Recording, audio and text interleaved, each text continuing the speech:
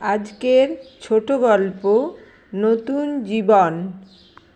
তিতলি সজোরে দরজাটা বন্ধ করে দিয়ে চেঁচিয়ে বলল, সব সময় তোমার সব কথা যে আমি শুনবো সেটা ভেবো না মা। আর তুমি যে সব সময় ঠিক নও সেটা তোমার চিরকালই মানতে অসুবিধা, সেটা আমি জানি।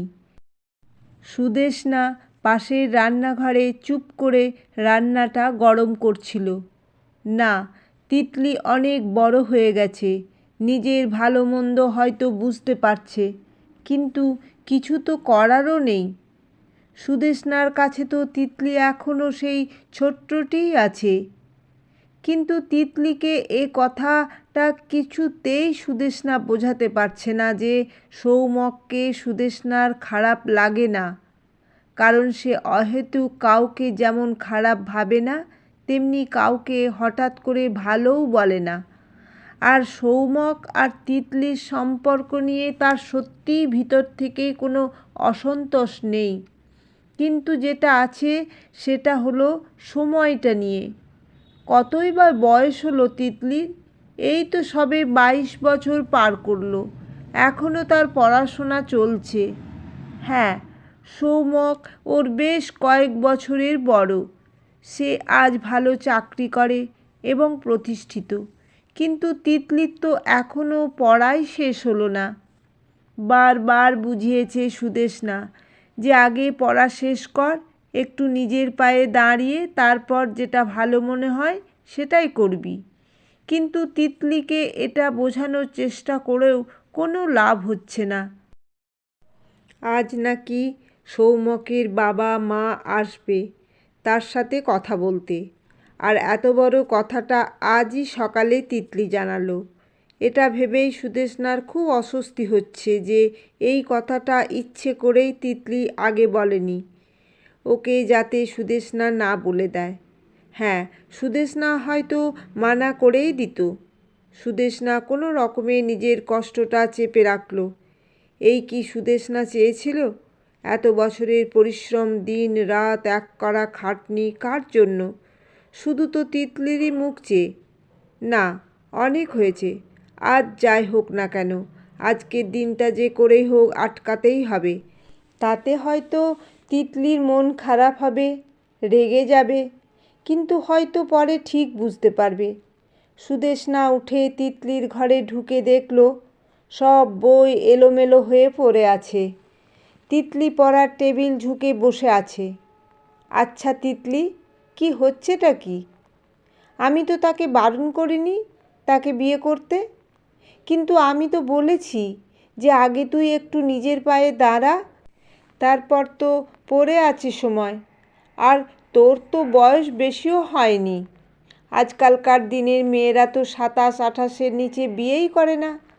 সেরকম হলে সৌম্যক একটু ওয়েট করবে, ভালোবাসলে একটু তো কনসিডার করতেই পারে। শোনো মা, আমার না চাকরির কোনো দরকার নেই, আর সৌম্যকও চায় না যে আমি চাকরি করি। সবাইকে তুমি নিজের মতো ভাবো কেন বলো তো? চমকে উঠে সুদেষ্ণা জিজ্ঞাসা করল, নিজের মতো মানে? তুই কি বলতে চাইছিস তিতলি? তিতলি হিস হিস করে বলল, শোনো মা, সব কিছু কি মুখে বলতে হবে? আমি কি কিছু বুঝি না? কি বুঝিস তুই? একটু তো শুনি। তুমি নিজে একটা ব্যর্থ সম্পর্কের মধ্যে নিজেকে আটকে রেখেছো, আর ভাবো তোমার কোনো দোষ নেই। আমি আজ পর্যন্ত আমার বাবার কোনো চিহ্ন বা ছবি কিছুই দেখিনি এ বাড়িতে। সব নাকি আমার বাবার দোষ। তুমি বলনি, কিন্তু তোমার ব্যবহারে বোঝা যায় যে আসল ব্যাপারটা কী। তিতলি, কি বলছিস কি তুই? মা যা বলছি একদম ঠিক। কেউ তোমাকে কিছু বলে না বলে যে তুমি যে ঠিক সব সময় তা তো নয়। আমিও বড় হয়েছি, বুঝতে শিখেছি। মা বাবার হয়তো কিছু দোষ ছিল, কিন্তু তোমার সাথে থাকাও তো সম্ভব ছিল না হয়তো। সে তোমাকে তো ছাড়ো, আমাকেও দেখতে আসেনি আজ পর্যন্ত। এটার জন্য তুমি ছাড়া আর কেই বা দায়ী বলো? হ্যাঁ, কোনো দিন কিছু বলিনি বলে আজ বললাম। জানি তোমার হয়তো খুব খারাপ লাগবে, কিন্তু মা, এটাও ঠিক যে আমার লাইফটা আমার নিজের। আমি তোমার মতো করে চালাতে পারবো না কোনো দিন।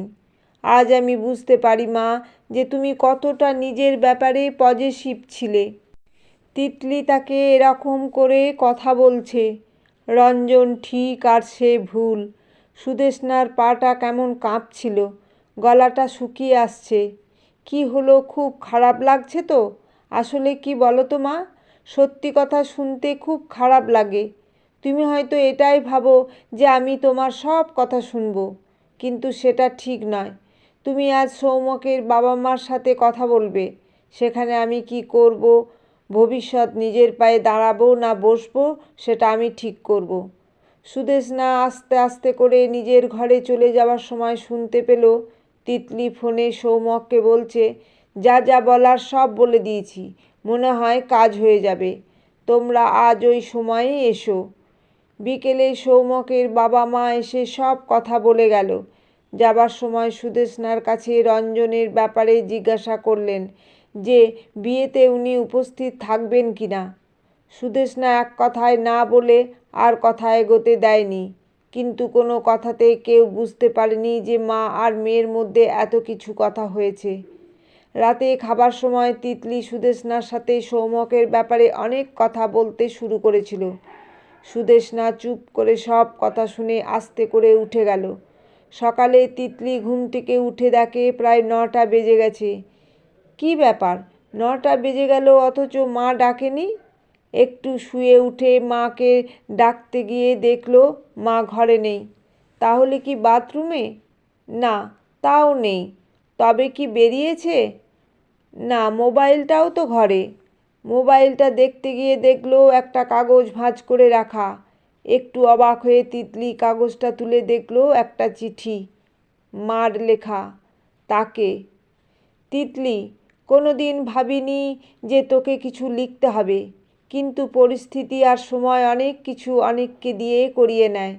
কালকের ঘটনার জন্য তুই যদি ভাবিস আমি সব কিছু মেনে নিয়েছি বলে তোর কাছে কিছু জানতে চাইছি, তাও কিন্তু নয়। কিন্তু কালকের পর মনে হয়েছে যে না, তোকে হয়তো সব কিছু জানানো আমার উচিত, তাই এটা তোকে লেখা।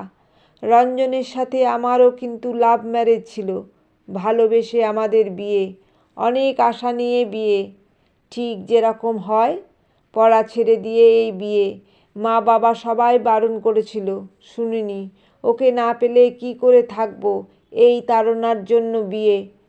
প্রথম কয়েক মাস মোটামুটি ঠিকই ছিল, তারপরই অশান্তির শুরু। রঞ্জনকে দূর থেকেই যতটা ভালো লেগেছিল, কাছে আসার পর আস্তে আস্তে সেটা কেটে গেল। সারাটা দিন সংসারের খাটাখাটুনির পর রাতে তার জন্য ডিউটি দেওয়া, এছাড়া আর কোনো অস্তিত্ব আমার নেই। তার সাথে ওই বাড়িতে আমার একটু দেরিতে ঘুম ভাঙলেই শুনতে হয় আমার বাবা মা আমাকে কিছু শেখায়নি। আমার জ্বর আসলে কেউ বলে রোগ ধরা মেয়েকে বউ করে ঘরে আনা হয়েছে। আমি বারান্দায় একটু মন খারাপ করে দাঁড়ালে কেউ বলে আমি নাকি বাইরের পুরুষ মানুষ দেখার জন্য দাঁড়িয়েছি। আমি বেহায়া, আর এই বাড়ির পরম পুরুষকে হাত করে বিয়েটা করেছি। আমি না খেয়ে রঞ্জনের জন্য অপেক্ষা করার পর শুনতে হতো এসব ঢং। আর যার জন্য করা সে কি কিছুই ভাবতো? সে বলতো এসব নাটক করার কি আছে। নাটক? হ্যাঁ, নাটক তো করতেই হতো। বাপের বাড়ির সামনে, সবার সামনে যে আমি ভালো আছি, সুখী আছি। সুখ? উফ, কি ভয়ঙ্কর একটা কথা। মেয়েরা সব কিছু সহ্য করতে পারে হাসি মুখে, শুধু তার পাশে তার নিজের লোকটা যদি ঠিক থাকে, তার সাথে থাকে। কিন্তু নিজের লোক যাকে ভেবে এত কিছু করা, সে তো কোনো দিনই নিজের হলো না। মনটা তো সে কোনো দিন স্পর্শই করতে পারল না।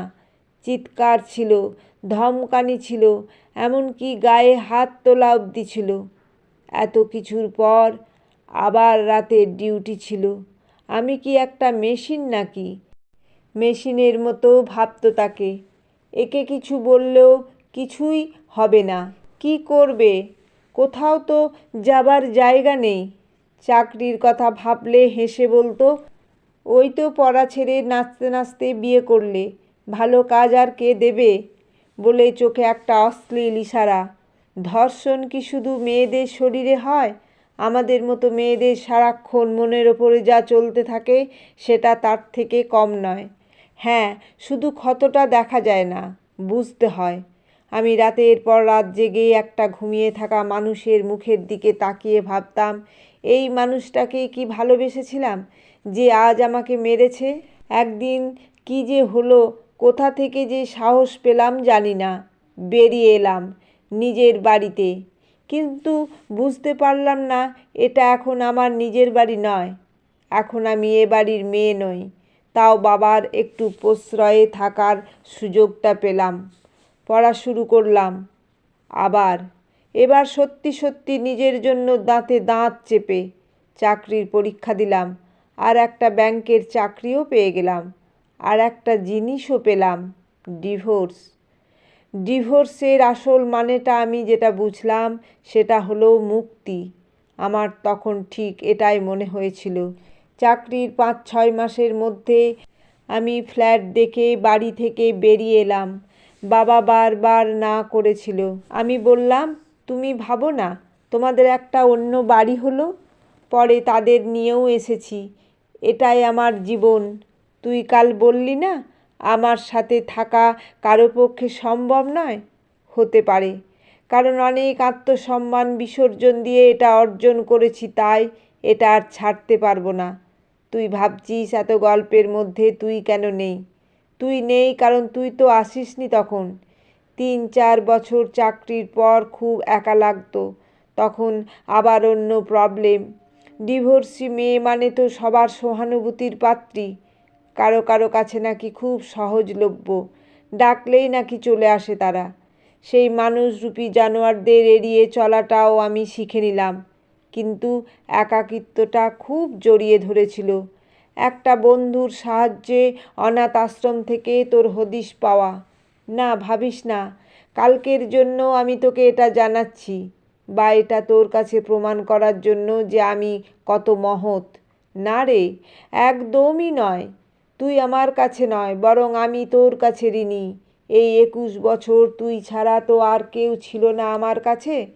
তুই তো আমাকে ভরিয়ে রেখেছিলি, তাই ঋণী আমি। আর আমি বায়োলজিক্যাল তত্ত্বেই বিশ্বাসী নই। তুই আমার মেয়ে, এটাই প্রথম আর শেষ কথা। আমি এখন অনেক ভালো আছি রে, আর তুইও ভালো থাকিস। পড়াশোনাটা ছাড়িস না, এটাই আমার একটা রিকোয়েস্ট। নিজের জীবন দিয়ে আমি এটা বুঝেছি। তুই আমাকে একটু কদিনের জন্য ছেড়ে দে, খোঁজার চেষ্টা করিস না। এটা কোনো সিনেমা নয়, এটা বাস্তব। হয়তো আমি চলে আসবো যে কোনো দিন। না, নিজের ভ্যালু বাড়ানোর জন্য যাচ্ছি না, যাচ্ছি নিজেকে একটু সময় দিতে। যাবতীয় টাকা তার নামেই আছে, সব কিছুই আলমারিতে আছে। তোর কোনো অসুবিধা হবে না। আমার জন্য যা টাকার দরকার সব আমার আছে। ভালো থাকিস। নিজে যেটা মনে করবি, ভালো বুঝবি, সেটাই করবি। নিজের আত্মসম্মানটা রাখার চেষ্টা করবি, আর তার সাথে নিজেকে ভালো রাখার চেষ্টা করবি। জীবন একটাই, আর তাকে ভালো রাখার দায়িত্বও আমাদেরই। আর আমরা ভালো থাকবও। এটা তুই ভাবিস না যে এটা শেষ সব কিছুর। হয়তো এটা শুরু আবার নতুন কিছুর, নতুন করে বাঁচার, একটা নতুন জীবনের খোঁজ। ভালো থাকিস মা। তিতলি নিঝুম হয়ে বসে রইল।